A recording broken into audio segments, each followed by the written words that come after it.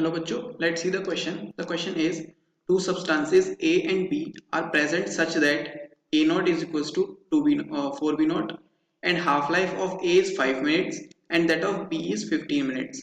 If they start decaying at the same time following first order kinetics, how much time will be the concentration of both of them would be the same? How much time will the concentration of both of them would be same? देखिए इस question में हमें दो substance दे रखे हैं A and B, जिनकी concentration क्या है, इनकी कंसंट्रेशन दे रखी है कि जो ए नोट की कंसंट्रेशन है वो 4 टाइम्स है बी नोट की कंसंट्रेशन से, एंड हाफ लाइफ दे रखी है दोनों की, ए की 5 मिनट एंड बी की 15 मिनट।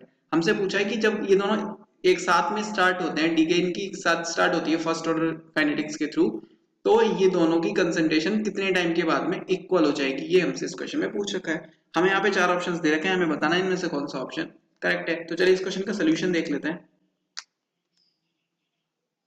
अगर हम बात करें इस क्वेश्चन के की कॉन्सेप्ट की, तो यहाँ पे की कॉन्सेप्ट क्या हो जाएगा, यहाँ पे की कॉन्सेप्ट हो जाएगा हाफ लाइफ।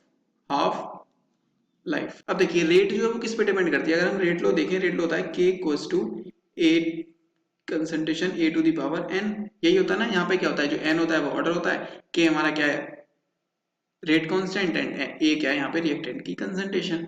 तो ये किस पे डिपेंड करता है, रिएक्टेंट की कंसंट्रेशन पे डिपेंड करता है, रिएक्टेंट की कंसंट्रेशन पे डिपेंड करता है। रेट और किस पे डिपेंड करता है, ये डिपेंड करता है ऑर्डर पे, क्लियर। एंड प्रोडक्ट पे भी ये डिपेंड करती है, कितना प्रोडक्ट हमारा बन रहा है कितना नहीं बन रहा। देखिए अब अगर हम बात करें हाफ लाइफ की, बेसिकली हाफ लाइफ क्या होती है, तो चलिए हाफ लाइफ की बात कर लेते हैं। हाफ लाइफ होती है it is the time period, it is the time period in which any substance left half of its original value, value कह सकते हैं हम, या वॉल्यूम कह सकते हैं, या फिर क्या क्वांटिटी कह सकते हैं। क्या होती है हाफ लाइफ, हाफ लाइफ किसी सब्सटेंस की वो टाइम पीरियड होता है जिसमें वो सब्सटेंस अपना आधा रह जाता है। ओके, अब एक हाफ लाइफ का मतलब होगा कि वो आधा रह जाएगा, अगली हाफ लाइफ में क्या होगा, जितना था उसका आधा रह जाएगा, ऐसे ऐसे करके हाफ लाइफ होती है किसी सब्सटेंस की, क्लियर। तो हमें ये क्वेश्चन हाफ लाइफ के अकॉर्डिंग ही दे रखा है, चलिए इसको सॉल्व कर लेते हैं।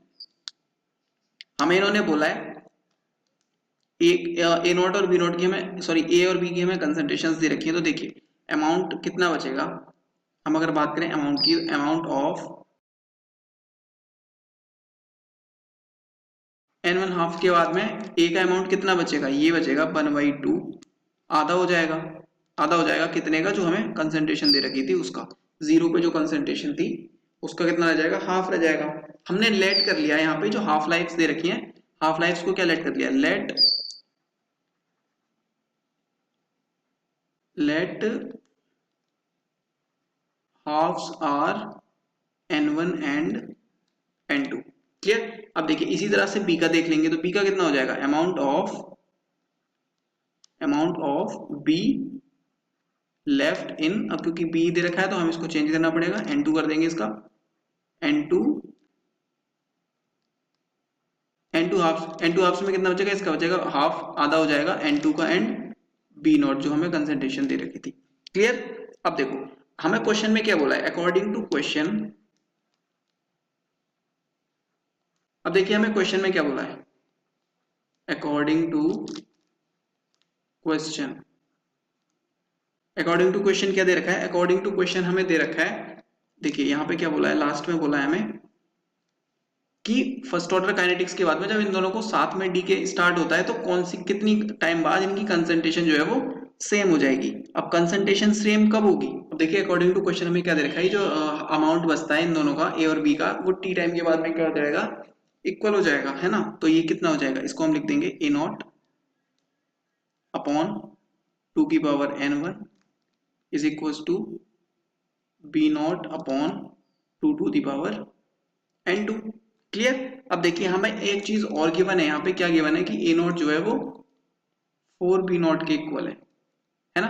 तो यहाँ से क्या करेंगे, यहाँ से हम ए नॉट को पुट कर देंगे बी नॉट की वैल्यू, तो ये हो जाएगा 4 B not upon 2 n1 equals to B not upon 2n2, ये हो गया ना।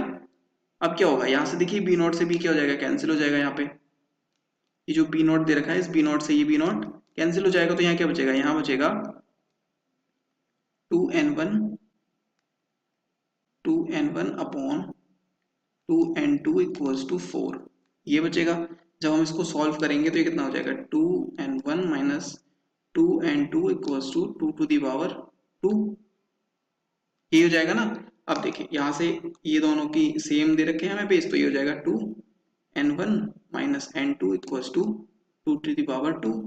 अब देखिए जब हम इसको कंपेयर करेंगे तो कितना आ जाएगा, ये आ जाएगा n1 minus n2 equals to 2।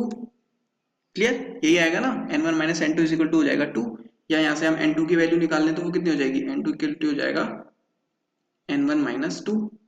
देखिए ये आ गई हमारी n2 की वैल्यू, इसको क्वेश्चन नंबर 1 बोल देते हैं। अब देखो हमें यहाँ पर क्वेश्चन में दे रखा था कि t टाइम्स के बाद में दोनों की कंसंट्रेशन इक्वल हो जाएगी। हमें ये बोला ना कि कितने टाइम बाद इक्वल होगी, तो हम लेट कर लेते हैं, let after t time concentration will be equal, concentration will be equal, T time के बाद में कंसंट्रेशन इक्वल हो जाएगी। तो यहाँ पे क्या होगा, यहाँ पे क्या हो जाएगा, ये जो टी है, जो हमारा टाइम है, टाइम कितना हो जाएगा, टाइम हो जाएगा n1 into T half of A का टी हाफ हो जाएगा एक तो, और एक टाइम क्या हो जाएगा, दूसरा टाइम हो जाएगा n2 टी हाफ ऑफ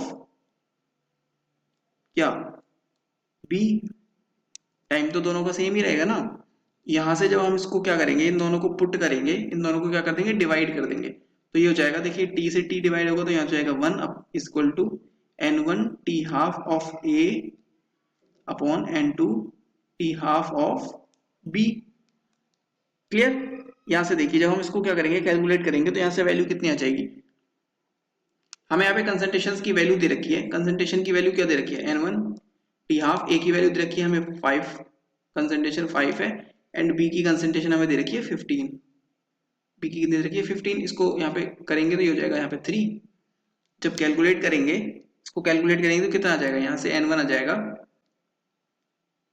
देखिए यहाँ पे टी हाफ से टी हाफ भी कैंसिल हो जाएगा, है ना, हमारे पास बचा है बस 3, यहाँ पे ये 3 ऊपर मल्टीप्लाई हो जाएगा, तो यहाँ से आ जाएगा n1 is equal to 3n2, n1 is equal to 3n2। अब देखो n2 की वैल्यू कितनी दे रखी थी हमें, n2 की वैल्यू यहाँ पे पुट कर देंगे, n2 की वैल्यू जब पुट करेंगे तो ये हो जाएगा n1 equals to 3 n1 minus 2, ये हो जाएगा। ओके, अब देखो यहाँ से n1 n2 जब हम कैलकुलेट करेंगे तो n1 आ जाएगा यहाँ से 3 एंड n2 आ जाएगा यहाँ से 1।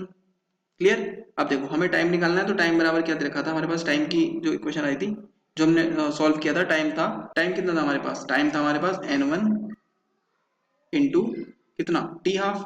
अब देखो हमारे पास जो टाइम था, टाइम कितना था, टाइम था n1 इंटू टी हाफ। अब n1 की वैल्यू आ रही है 3, तो यहाँ से टाइम हो जाएगा 3 इंटू हाफ लाइफ कितनी है, हाफ लाइफ है n1 की, यानी कि a की 5, तो हाफ लाइफ 5 से कर देंगे तो ये हो जाएगा यहाँ पे 15, क्या हो जाएगा 15 मिनट्स।